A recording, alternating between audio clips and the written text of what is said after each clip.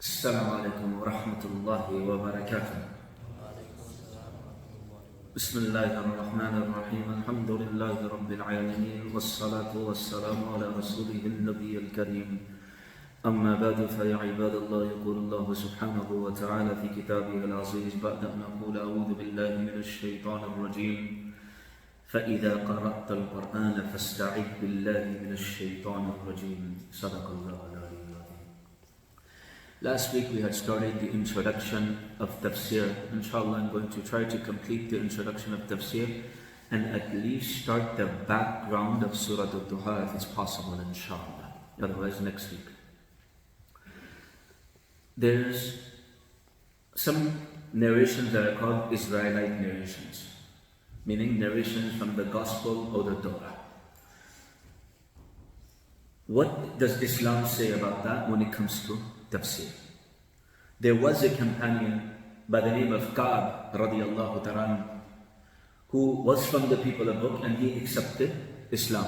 So sometimes he would say, okay, if this was revealed in the Quran, this is what was revealed in our book. So Islamically, which statements are we allowed to accept or not allowed to accept? Narrations that the truth of which is provided, the evidence is provided in the Quran and the Sunnah of the Prophet sallallahu alaihi wasallam, we will accept it.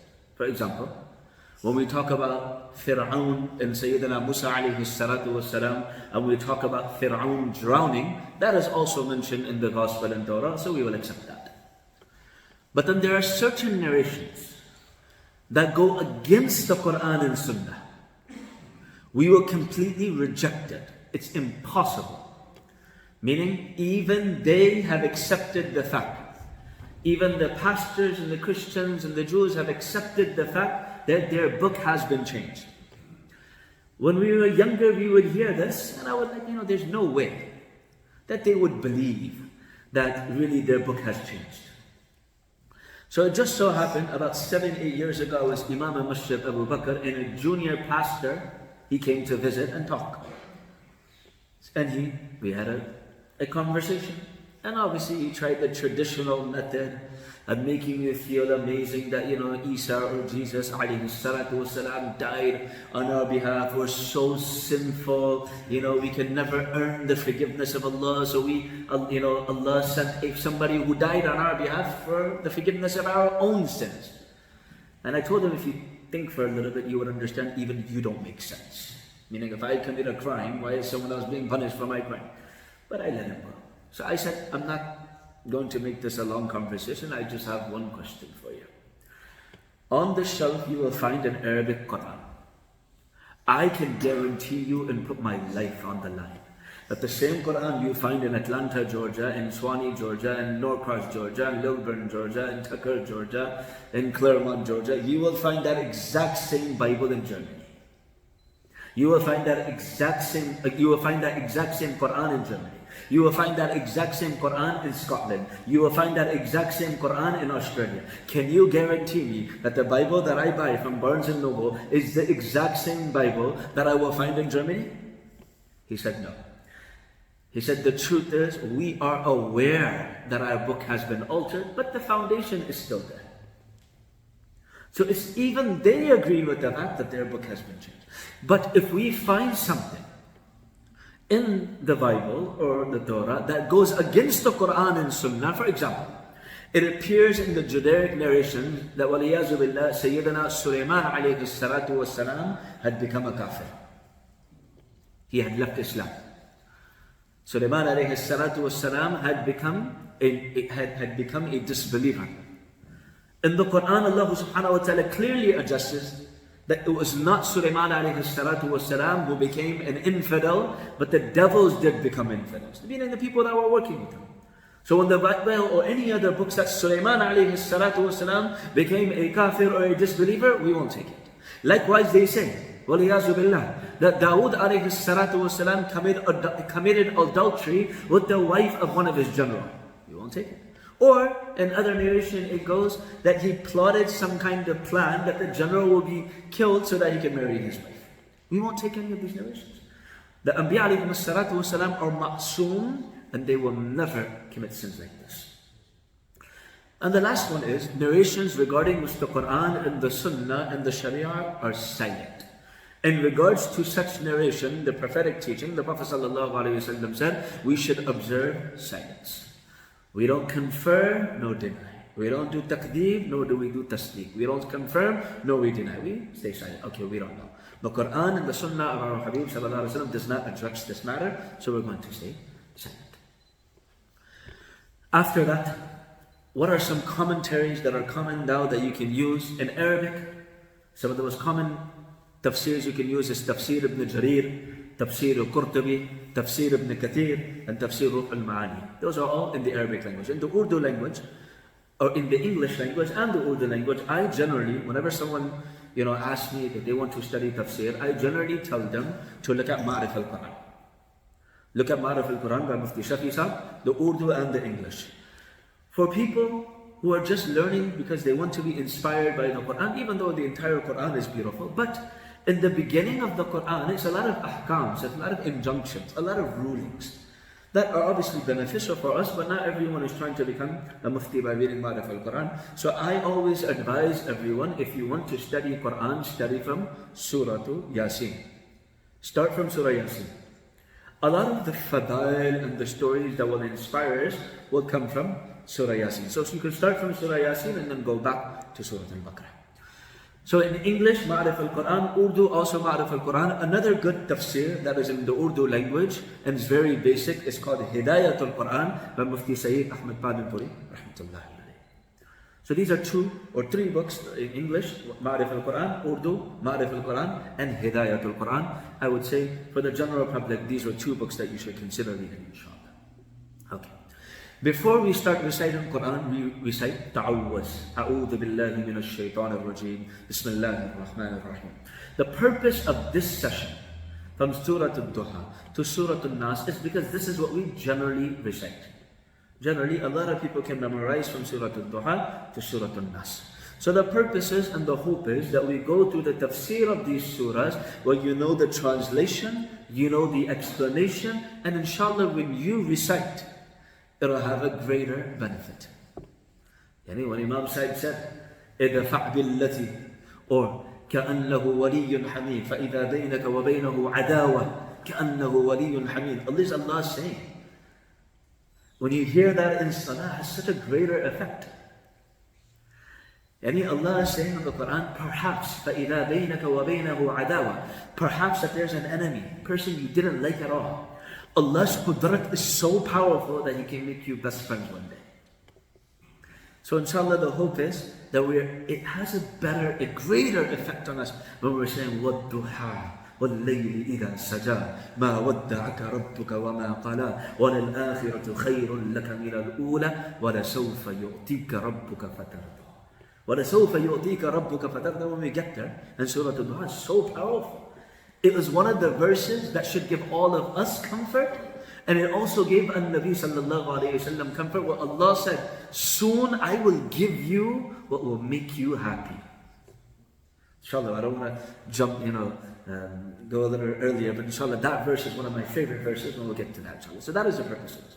So we say, A'udhu billahi minash shaitanir rajeem. Why? What does it mean? Why did the Prophet ﷺ say when you get angry, say A'udhu billahi minash shaitanir rajeem? What is the power of Bismillahir Rahmanir Rahim? What does Bismillahir Rahmanir Rahim mean? So let's go over Ta'awwaz and Bismillahir Rahmanir Rahim and then we'll start Surah Duha inshallah. First of all, the ruling of Ta'awwaz or saying Ta'awwaz means to say A'udhu billahi minash shaitanir rajeem. But Ta'awwaz is referring to A'udhu billahi minash shaitanir rajeem. In the Quran, Allah subhanahu wa ta'ala gives us this command. فَإِذَا قَرَأْتَ الْقُرْآنَ فَاسْتَعِذْ بِاللَّهِ مِنَ الشَّيْطَانِ الرَّجِيمِ. When you recite Quran, then seek Allah's protection from shaitan al-rajim. So this is actually a Quran command.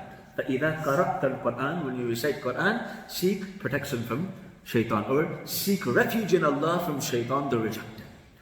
The ruling of saying A'udhu billahi minash shaitanir rajeem before reciting the Quran, some say it is wajib, however the preferred opinion would be that it is sunnah. Throughout the Quran and the hadith of Nabi sallallahu alayhi wasallam, you will see different types of da'was.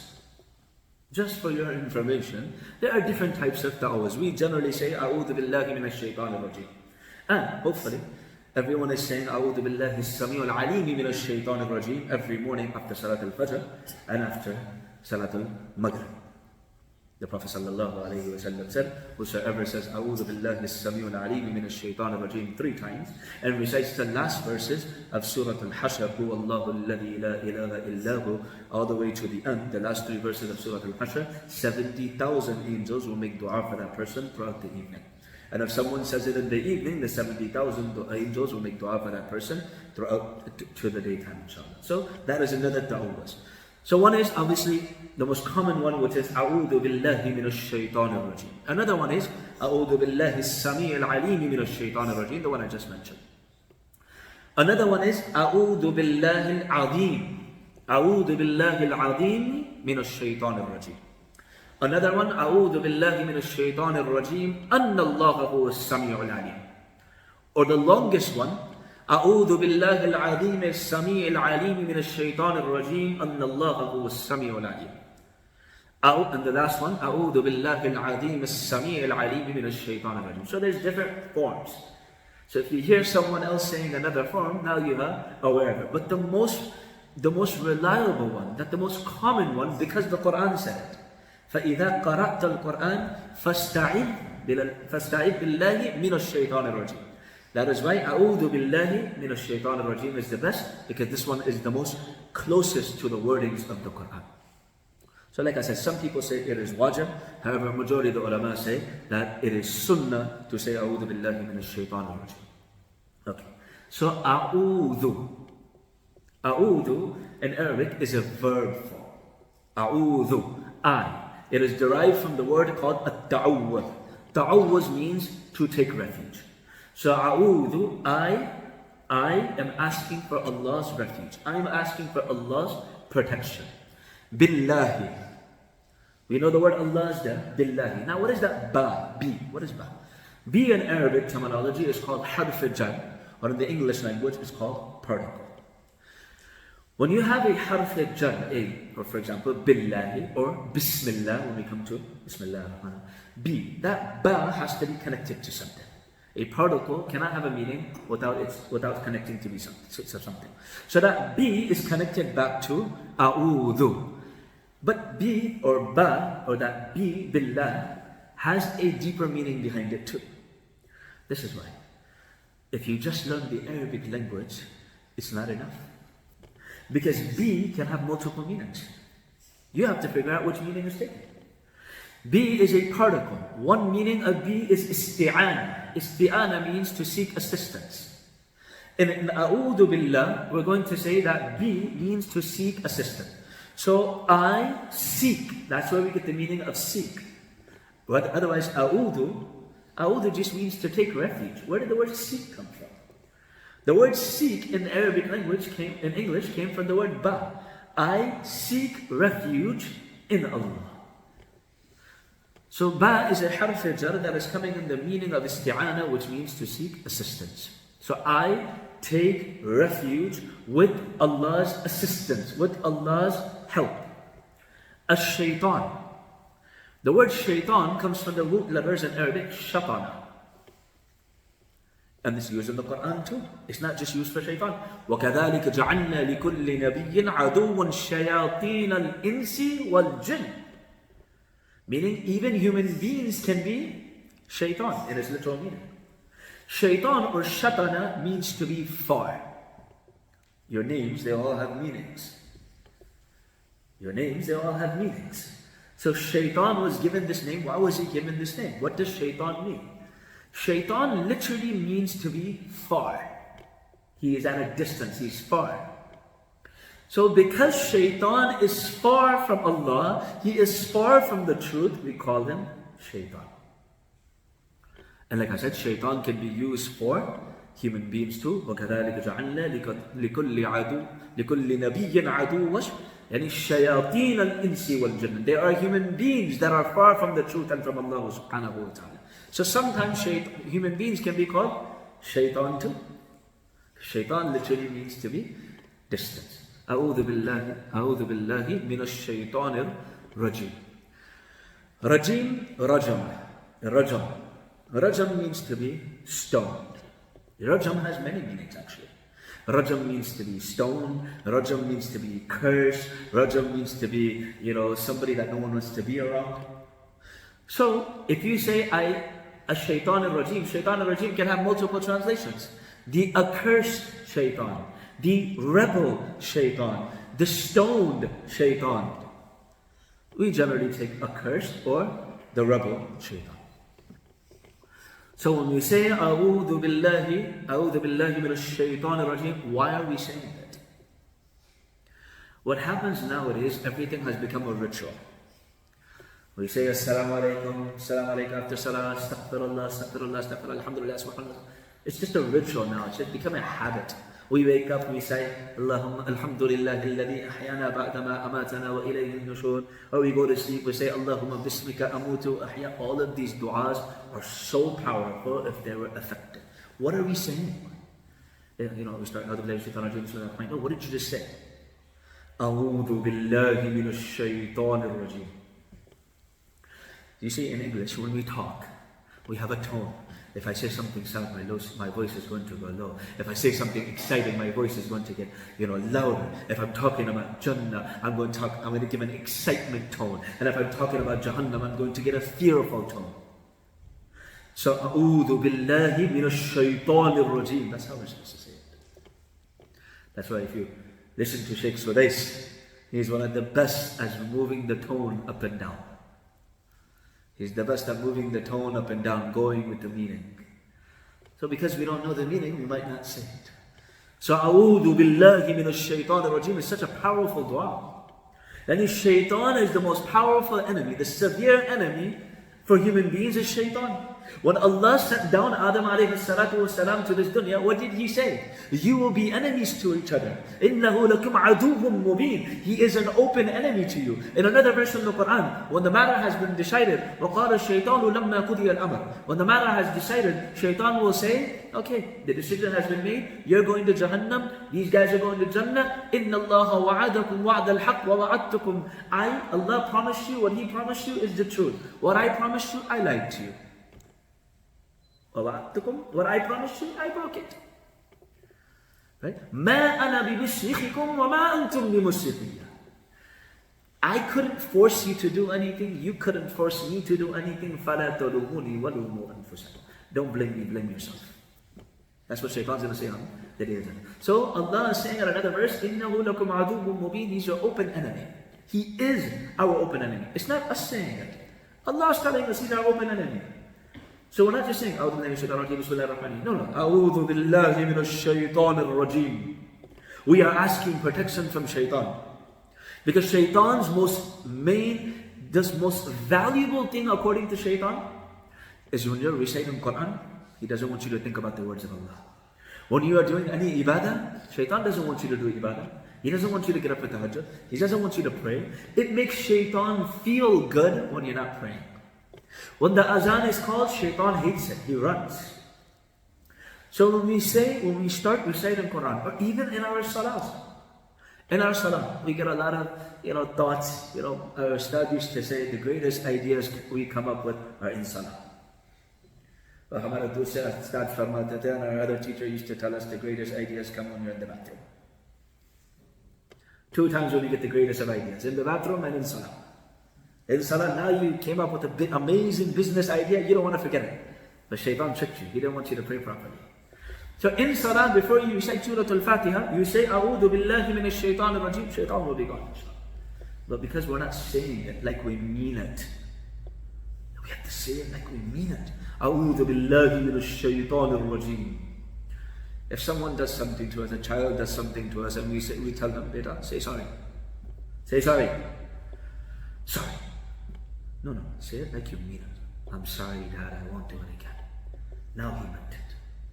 You think that when we mean it, and we say the dua, believing that Allah will accept this dua, that shaitan will be removed from our minds? But it has become a ritual, it has become a habit. We need to change that by concentrating on the meaning. And it just so happens, if we say it in English, it's not that big of a ritual. I seek refuge in shaitan has a bigger effect, because that's our language. So when we say, A'udhu billahi minash shaitan ar-rajim in salah, we need to mean it. So when someone says, At-ta'awwaz, what is he saying? Oh Allah, I am helpless. Keep me safe from him. And then Allah will remove the whispers of shaitan from you. After that we say, Bismillah ar-Rahman ar-Rahim. So the Tafseer of Bismillah ar-Rahman ar-Rahim. And I have 5 minutes left. No, 5 minutes left. And maybe if I don't finish, it's good because you have to come back next week to hear the rest, inshallah. Otherwise, with the social media, you can listen to the recording. But the recording does not have that effect either. In the first letter of Bismillah ar-Rahman ar-Rahim is Ba. B. That's the first letter. B, as we have already mentioned, is a harf jar in the Arabic language. And I'll keep saying the Arabic so you become more familiar with it, inshallah. And one day I'll teach you everyone Arabic classes too, inshallah, one day. So B is a harf jar or particle in the English language. A particle does not have a meaning on its own. If you say of or you say with, it doesn't make sense. It doesn't make sense by itself. A particle has to be joined with the word before or after it. Likewise in the Arabic language, you have Bismillah, you have B. B needs to be connected to something. So the first letter is B. In Arabic, the letter Ba, like I mentioned, has many meanings. And in this Bismillah ar-Rahman ar-Rahim, it has a lot of meanings. And depending on where you use it, a different meaning of Ba is used. Ba's one meaning is called al-ilsaq. Al-ilsaq means to connect something to something else. So for example, amsaktu bil kalam, or amsaktu bil ma, or amsaktu bil kalam. I grabbed the pen. Amsaktu bi bil kalam. I grabbed the pencil. Yani the kalam or the pencil or the pen is connected to my hand. That B is coming in the meaning of joining. The pen is connected to my hand. This is the literal meaning of Ba. Another figurative meaning of Ba is al-isti'ana. So for example, take help. For example, qata'tu bis-sikkin. I cut with the knife. What does that mean? I cut with the help of the knife. And another meaning of Ba is tabarruk, to seek blessings. So Bismillah can have all three. In Bismillah you can say, with Allah's name I'm doing whatever I'm doing. Whatever I'm doing has Allah's name connected to it. Or whatever I'm doing it with isti'ana, I'm doing it with Allah's help. Or I'm doing it to seek blessings from Allah. So just that letter Ba can have three different translations. The second word is ism. B, ism. The alif drops for grammatical reasons, which we won't get into. The alif drops, otherwise it's B, ism. The alif drops and it becomes bismi. Ism means name. Allah. I don't want to go into too much of the word Allah. There are difference of opinions. Is Allah derived from something or not? Everything is derived. So for example, my name is Samir. My name is derived from the letters Sin, Mim, Ra. Samura. Samura means someone who entertains at night, which is happening right now, inshallah. So Samura means a person who talks. Then later on it changed to somebody who talks a lot. And if you know me, I probably talk a lot. So Samura, so my name Samir came from Samura. So the question is, does Allah derive from a word or not? There's ikhtilaf in that. But the most proper opinion is that Allah is not derived and Allah is a proper name. Inshallah, in another session, maybe we can go into the details that Allah come from another meaning and this is why He's called Allah or not. In another session, inshallah, one day we can do that. But the more common thing, the more common opinion is that Allah is a proper name. It does not have a meaning behind it. Like Samir came from Samura and has a meaning behind it. Allah does not have a meaning behind it. Allah is the name of the God that we worship. A lot of times people translate Allah as God. That is incorrect. Because Allah is the name of a God. So saying God is like saying people. That one person. Right? So likewise, we don't say God when we translate Allah. We say Allah. We're saying the name of a God that we worship. And Allah is the only God. There is no other God. So that is why it's not La ilaha illa ilah. What do we say? La ilaha illallah. We don't say la ilaha illa ilah. We say there is no God worthy of worship but Allah. No one translated as there is no God worthy of worship but God. That doesn't make sense. So Allah should not be translated as God. Allah is the name of God. We stick with Allah. So Bismillah. We seek, in Allah's name we seek blessings. In Allah's name we seek help. In Allah's name are we connected with what we are doing. There is no verb. There is nothing before ba. In A'udhu Billah, A'udhu is before ba. In Bismillah, there's nothing before ba. So there is something which we call in the Arabic language as mahdhuf, hidden. So what is hidden before Bismillah? So it depends on what you're doing. So if you're reciting Quran, the word that will be hidden will be atlu. I am reciting or doing tilawa, Bismillahir Rahmanir Rahim. Or ashra'u, I am starting in the name of Allah. Adkhulu, I am entering this house in the name of Allah. So whatever action you're doing is the verb that is hidden before Bismillahir Rahmanir Rahim.